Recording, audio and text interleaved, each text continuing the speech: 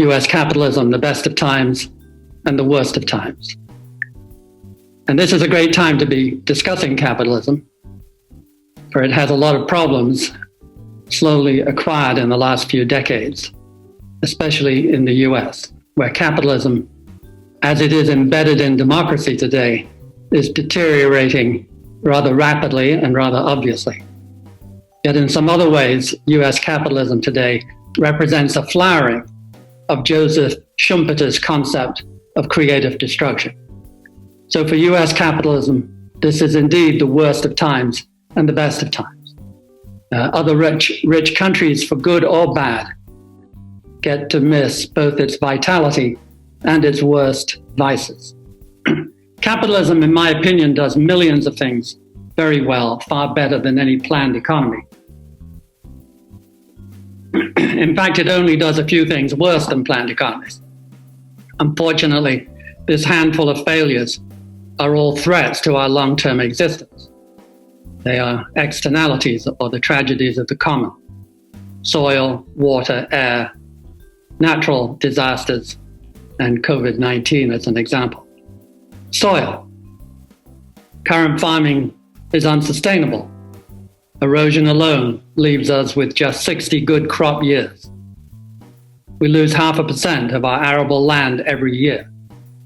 Heavy chemical use kills the microorganisms, lowers resilience, holds less water, damaged by floods and droughts, and produces less nutritious, much more toxic food along the way, killing insects, 50 to 75% in Germany, and all related life, including our human fertility, which is down by 2/3, together with damage to human intelligence.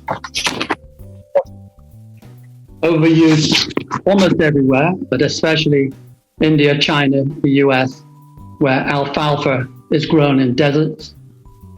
Underground water levels fall, fossil water runs out. The water carries toxins, especially nitrogen and phosphorus, from farming into the rivers and down to the Gulf of Mexico. Rivers and oceans are used as chemical dumping grounds. Trump tries to undo existing US regulations as we sit. US drinking water is in many cases endocrine disrupting. Massive deposits of waste, plastics, and other chemicals deliver enormous environmental cost. Overfishing is a separate but classic example of a tragedy of the commons. Air, particulate matter, and mercury cost several years of life in North China and around the world, and are also fertility reducing globally. Then, of course, we have the greenhouse gases themselves that are increasing the temperatures of the ocean and the air, producing destabilizing floods in particular, because warmer air carries more water vapor, but also more droughts because of more evaporation from higher temperatures, farming problems and erosion from floods. Also, ocean levels rise, causing ocean flood damage, and separately causing acidification of oceans, damaging the coral reefs, where 20% of all fish originate. COVID-19 is a classic tragedy of the commons. There's a huge payoff to what you might call Confucian respect for society and good behavior. Japan, China, Korea, Taiwan, Singapore, Hong Kong are all almost vastly better than Europe and the US. There's a huge payoff in COVID for well-organized and prepared national health systems. Those where health systems are fractionated, like the US, and paring back and reducing costs, like the US and the UK, have paid a very high price. The US today are fighting over mask wearing.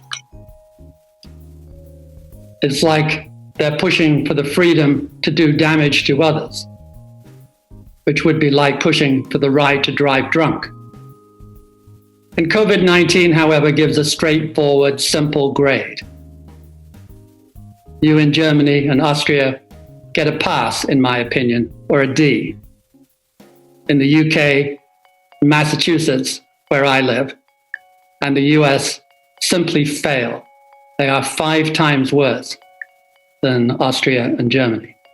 Yet at least a dozen countries are more than 10 times better than Germany.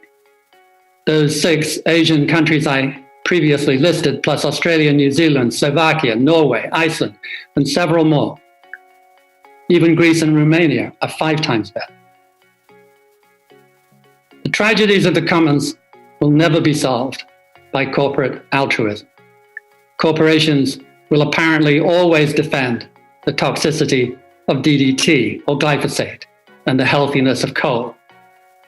Capitalism needs a policeman, said Franklin D. Roosevelt on the corner of Broad and Wall Street. The corporate capitalist system only works with appropriate regulation, especially to protect against damage from these externalities. My second complaint with today's capitalism and mainstream economics is its refusal to come to grips with growth limitations, especially with resources. There can so obviously not be compound growth on a finite planet. A puny 1% growth for 3,000 years, the length of the Egyptian empire with its pharaohs, its language, its culture intact. Let's say 1% growth in people. It's been far more than that in my lifetime. For 3,000 years, that would compound 1 to 9 trillion times. We would have 9 trillion times the original population.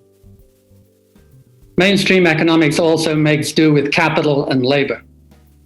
But try making a loaf of bread with a baker and an oven, but no wheat and no heat. We dig our best ores first and overwork the best soils and water supplies. But we just trust in our ingenuity and a belief in so far so good, despite the fact that so many civilizations with just the same infinite capacity of the human brain as we have eventually went out of business. Ancient Greeks and Romans and 1,200-year-old Mayan civilizations, as finally their environment, agricultural and other resources were overused. Mostly we just ignore these very long-term issues, which in this age of human-induced climate and environmental disruption is a very bad idea. In fact, I believe we're in the early stages of a new struggle for the soul of capitalism between what I think of as Schumpeterism, Milton Friedmanism, and Confucianism. Confucianism I use here as a proxy for personal and government morality, correctness of social relationships, and justice. Milton Friedmanism is where we draw a wafer-thin line between rugged individualism and pathological selfishness. Friedman believed, for example, that the social responsibility of a corporation is to maximize profits. I get it. It's simple, it's neat. And corporations in the US, increasingly since Citizens United, are given human rights like freedom of speech, interpreted by the Supreme Court, provably now way right of the median citizen, to mean the right to spend unlimited money on politics, not fully disclosed, and usually our money as stockholders. This unlimited corporate spending amounts to legal bribery in practice. But humans in real life often behave quite well, even altruistically, if they define their social responsibility as pure self-interest. In that way, they would be seen quite reasonably as sociopaths. To the degree corporations embrace Milton Friedman, who has dominated corporate thinking in the US for the last 40 years, they too become sociopathic. What is it about corporatism that well-behaved grandfathers play with their grandchildren at weekends, but feel so much career risk that they defend toxic chemicals and fossil fuels during the week, as if they have no grandchildren, or as if they hate the ones they have? This brings me to Schumpeter, my real hero these days. He was far, far ahead of his time in seeing capitalism's vitality and the risks it posed at the same time. He saw the strengths of capitalism not in the boring marginal interactions of supply and demand, not in the pressure on your profit margin, but on waves of innovation and on the periodic avalanches of creative destruction that takes your company and often your entire industry out of business completely and quickly.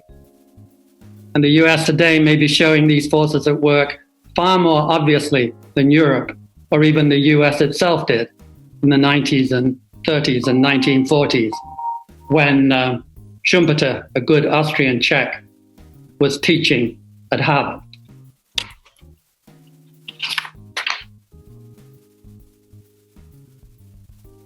The turnover each year of the Fortune 500 now runs at 14% a year, up from 7% in 1950.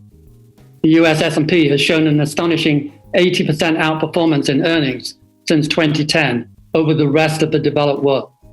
And 3/4 of that has been from the handful of the formerly called FANGs, all of them young companies, sprung from venture capital in the last few decades. The oldest Apple is just 34 years in the Fortune 500, and the youngest, Netflix, is just 4 years. They appear completely different, creating intellectual capital and market value out of thin air. They are a reflection of the last true features of American exceptionalism.